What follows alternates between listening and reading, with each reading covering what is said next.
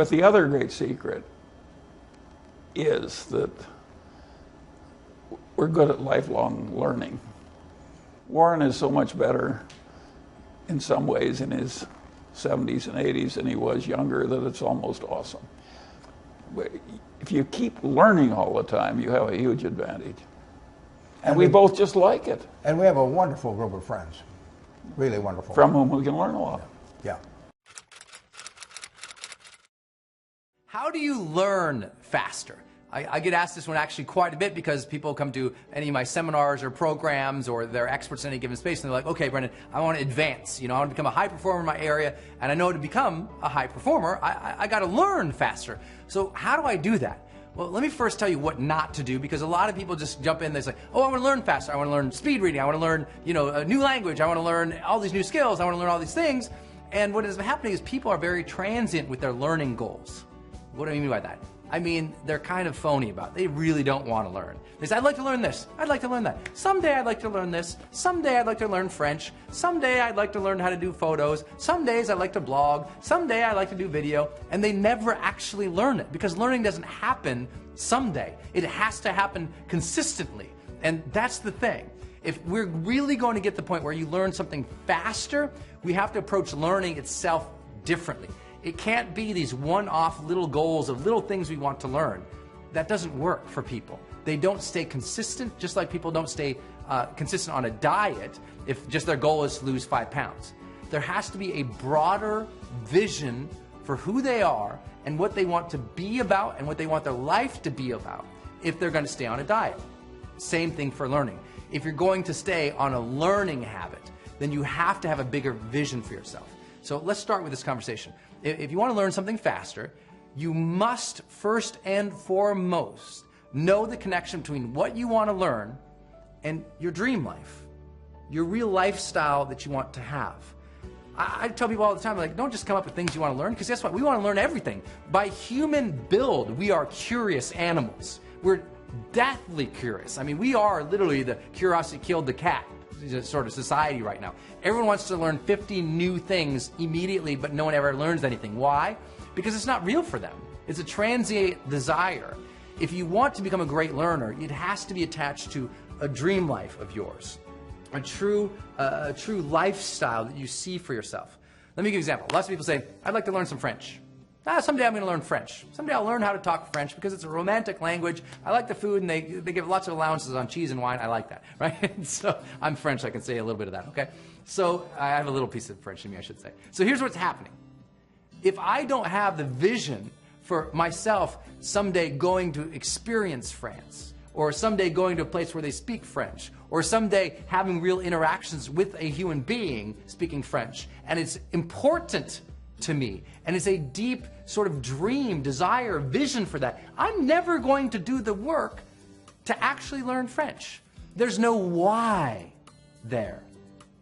You have to know what you want of your life before you become a master learner. Let me say that again. You have to know what you want of your life before you become a master learner. Until I know what I want my life to be about, what do I want to experience on a daily basis, what do I want my dreams to be, who I want to be, I don't know what to learn. I'm just going to be curious about things and I'll dabble in them. But that path to real true mastery is that part where we say, okay, what do I want my life to be about? Now let me develop the knowledge, the skills, the competencies, the capabilities to build into that life. And that's where you get someone who becomes a master learner. I have mastered almost every skill that was necessary for me to achieve my personal dream life. Everything I said, okay, gosh, if I want to do what I want to do, and for me, I want to become a writer and a trainer and an online thought leader. I wanted to write books, wanted to train people live, and I wanted to do online marketing and online thought leadership so I could share my message with the world and hopefully inspire people to live more fully, to love more openly, and to make a greater difference. I had the message, and then I had the mediums, books, seminars, lives, events, online stuff, right? Well, for me, that was part of my dream life. So I had to learn things along there to get there. I never wanted to really learn per se, but I had to learn how to do video. I had to learn how to code and build web pages. I had to learn online marketing. I had to learn what to do on Facebook, what to do here on YouTube, what to do on podcasts. I had to learn all of that. And I became a master learner because I was deeply attached to my mission. That makes sense? You won't know what to learn and what to develop real competent capabilities into until you know what your mission is, until you decide what a real dream is. Otherwise, you just kind of play around with skills. You'll play around with learning something, but you'll never immerse yourself into them. So once you know, okay, what do you want your life to be about? What are your real passions? You'll learn what you have to learn along the way. Then everything changes. Now, I'm not saying you have to know your ultimate purpose in life before you can learn anything. I'm just saying if you want to learn faster, start figuring out that purpose. Start figuring out your direction. You'll learn a lot faster. From there, it's really tactic. And what the tactic in learning is, as we all know, all tactics to learning always begin with number one, examples. If you want to learn something, you need to be able to model something. You need to be able to see somebody who's already done it. You need to be able to read about somebody who's already done it. You need to experience somebody who's already done it. You have to not start from scratch. The worst thing you can do in learning is start from scratch. Because with no foundation of what's worked before, you're just making stuff up and you're reinventing the wheel, and that's the slowest way to learn because, you know, the wheel was invented a couple thousand years ago. So the worst thing you could do is say, oh, let me just go start trying a bunch of stuff. That's not learning. That's called being an idiot. And being an idiot is about just bumbling through life without realizing somebody's already done it for you. So go read a book about somebody who's done what you want to do. Go take a course from somebody who's already accomplished what you want to accomplish. Go, follow somebody's online thing about who's already done what. There's so much example for you to learn from, and it has to begin with that. Because if you have the dream, you have the goal of what you want to learn and how it means something to your life. Once you've got that goal, now it's about, okay, go learn from somebody who already did it. That will give you a leg up so fast. Once you learn what they've already done, the second element is practice. You've got to make a consistent practice out of mastering skill sets if you are going to ever really learn anything. What does that mean? I mean daily exposure and immersion into what it is you're trying to learn. Daily.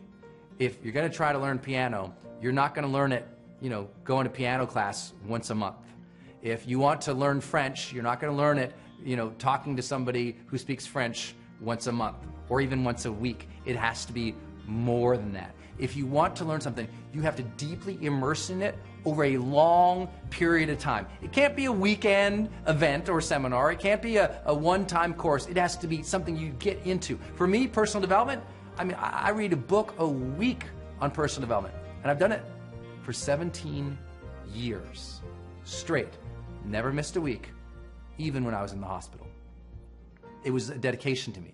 I was going to learn it. I was going to master my life. I was going to learn to master my mind, master my relationships, master my finances, master my health. It was so important to me that I made it a daily reality. I read every single day something that can further my personal growth. Every day. And I never miss. But I do that same thing with everything else I get into. Any skill I want to learn. When I wanted to learn video, man, I immersed myself in learning how to use the cameras and learning the lights and I was doing it by myself first before we had Mr. Shields here rocking it. I was just by myself. And I had to learn those things. I had to learn when I wanted to do web pages, every day I was building, trying to do something. When I wanted to learn coding, every day, learning, trying. Online marketing, every day. And if you're somebody's like, Brendan, I can't give every day to learning something, great. And then you're giving every day to the steady decline of your competencies. Don't tell me that you can't take something every day to learn and grow. If you don't feel like you can take some time every day to learn and grow, then you're mismanaging your life. And somebody's got to say that to you. You probably already know it, so I'm not trying to be flippant. I'm just being real. If you're not taking some time every day to learn something, I don't know that you're ever going to develop mastery in anything. And if you don't ever develop some level of mastery in something, you'll never become the most influential in what you do or the highest paid in what you do or really have a connection to it where it feels like it's art and it's part of you. And I think that what's lacking for a lot of people right now is they have a disconnection or a disassociation from any sense of mastery in their life. Because if we're not mastering something and working towards getting better at something, then we're never ever going to sense progress. And if we never ever sense progress, we'll never ever sense that deep sense of satisfaction, fulfillment, joy, happiness that comes from being excellent at something. So you have to practice something and something constantly. at some level every day, if you check into it or you look at it or you read it, or even if it's just following somebody who is doing it and you read their tweets every day or their Facebook every day, or you read a segment or a book or an article on it every day, whatever it is, make it a daily practice of constancy that lasts over a long period of time, and people go, wow, how'd you get so good at this? And you'll tell them, I worked at it every day. That's why. There's no mystery. I got good at it because I did it every day. I got good at these videos because I do them all the time. I mean, it's natural for me. I don't have a script here. I'm just talking with you. And I can do that because I've done it so much. So I'm sharing with you, it's immersion and constancy in a practice, a habit of learning that very thing that you have a goal for and a dream life for, that will take it another level. And then that next element down is feedback. Getting feedback immediately from somebody. You want to become a world-class sports person? You need a coach. You want to become a world-class person at whatever you're doing? You need somebody to look at it and give you feedback. Maybe it's a mentor who gives you feedback on your presentations or your art. Maybe it's a friend of yours who has a discriminating eye, who can look at things and give good, valuable, constructive feedback. And you say, hey, before I send this out, could you guys look at this? All right? It's about getting feedback from even, it could be your friend, your family, your spouse, your lover, somebody who can look at what you're going to contribute to the world first and say, I like this, I don't like this. Now, lots of people will judge, and there's some things that can destroy learning, and that is when people are so brutal in their feedback or their judgment about something that it stops your learning. Your goal in getting feedback is to never stop the learning. Take the feedback for whatever value it is. If it came from a dark place and a mean person, don't listen to it. There's nothing relevant there. It's from the wrong space. But if it's somebody who loves, somebody you know, like, and trust, and it's delivered in a way that you didn't like, well, you're listening for the value in which you can improve something, not listening for how do you feel, right? Lots of people say to me things all the time. Very brutal feedback I'll get on YouTube sometimes. Just people saying horrific, mean things about me or my life or my business or whatever. They'll make stuff up. But I don't listen to that. I see it, but it means nothing to me. And it shouldn't mean anything to you either when people are harsh for you and they don't know you. But if someone does know your heart, and they do know who you are, and they give you feedback, but you don't like the way that it was delivered, or you feel that they were too confrontative or rude, I don't need you to listen to the emotion of what they're delivering, and I don't need you to feel what it feels like. I wonder, is the content of what they are saying relevant or capable of improving your learning and your mastery there? If it is, you got to take the content for what it's worth. Find the nugget of wisdom they gave you, even if it was wrapped in a big turd. And you can quote me on that one, right? There's probably something there that you can say, oh, right, that is relevant. And if I applied that, I could probably get better. And so that's vital. So you know these things, right? You have to have your dream. Like, what is the dream you're working towards? What is your passion, your purpose, your vitality, that legend you're working towards, that thing you want to contribute? What is it? Then go, what would I have to learn to get there? Because you'll be passionate about learning those things because you know they bring you directly to your dream. Then within each learning element, what's your goal there? What do you really want to learn? Then get examples. Then practice it. Then get feedback. And the last piece is have a deadline. How fast do you need to learn that? How fast do you need to master that? Is that something you're going to master this month, this year, this next decade? Have a timeline to that mastery. So that way now you have like a competency map. You're building up, right? You know what you need to learn.